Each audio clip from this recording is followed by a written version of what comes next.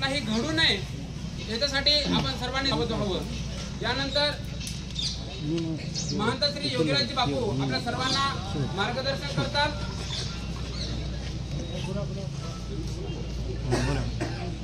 वंदे भारत, वंदे भारत, भारत माता की जय, भारत माता की जय।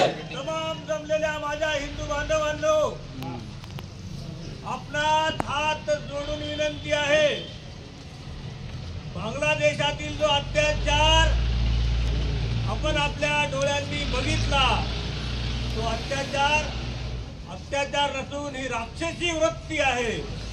या राक्षसी वृत्तीला कुठेतरी आळा आपण घातला पाहिजे।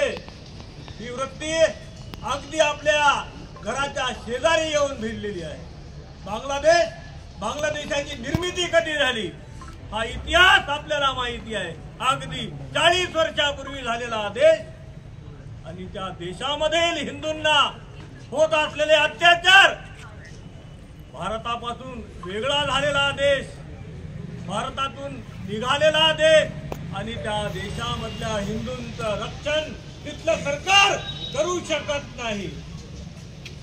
पाकिस्तान असेल, बांगलादेश असेल, त्या ठिकाणच्या हिंदूंचं रक्षण जर ते सरकार करू शकत असेल, त्या सरकारचा जाहीर निषेध नाही।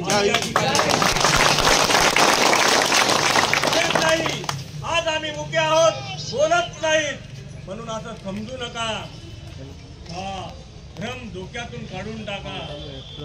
बंधूंनो, एकच सांगायचं आहे तुम्हाला, आज ही वार्ता कानोकानी प्रत्येकाच्या कानावरती पडली आणि नकळत आपल्या डोळ्यातून अश्रूंच्या धाराच्या बांधवांसाठी निघालेल्या आहेत। या अश्रूंचं मोल यांना चुकवावं लागेल। या अश्रूचं मोल आपल्या प्रत्येक संताच्या डोळ्यात अश्रू आहेत। प्रत्येकाच्या डोळ्यातला अश्रू हा आज लाख मोलाचा आहे। म्हणून सर्व बांधवांना पुन्हा विनंती आहे, जो अत्याचार घडला, तो अत्याचार आपल्यापर्यंत न येऊ देण्यासाठी आपल्याला काय करायचं आहे तुम्हाला सर्वांना माहिती आहे। सर्वांना माहिती आहे, या सर्व जातीचे 18-12 बरुंदेदार, 18 बरुंदेदार सर्व समाजाची लोक या ठिकाणी उपस्थित आहेत। का तर माझ्या हिंदू बांधवावर झालेला हा अत्याचार, हा अन्याय आम्हाला सहन होत नाही। काय अवस्था झाली असेल त्यांची। अरे 20-20 लोकांनी 12 वर्षांच्या मुलीवरती बलात्कार करावा।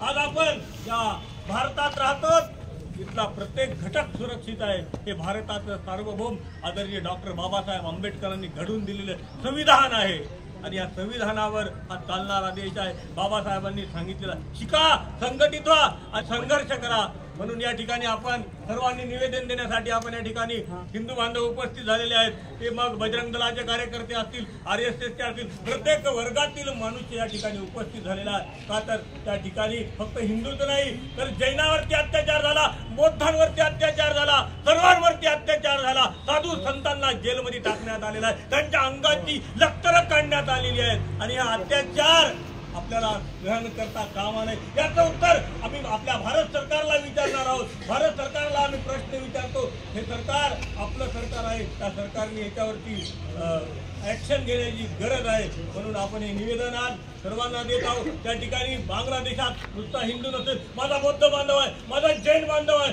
माझा पारसी बांधव आहे, त्या सर्वांवरती अत्याचार झालेला। ज्याच्या कपारावरती टिळा त्याच्यावरती अत्याचार झाला, ज्याच्या डोक्यावरती निळी त्याच्यावरती अत्याचार झाला। हा कुठपर्यंत सहन करायचा, आपण कुठपर्यंत सहन करायचं, याचं उत्तर आपल्याला आपल्या याच्यातून द्यायचं आहे। म्हणून या ठिकाणी या सर्व जमलेल्या हिंदू बांधवांचं पुन्हा एकदा आम्ही मनातून स्वागत करतो।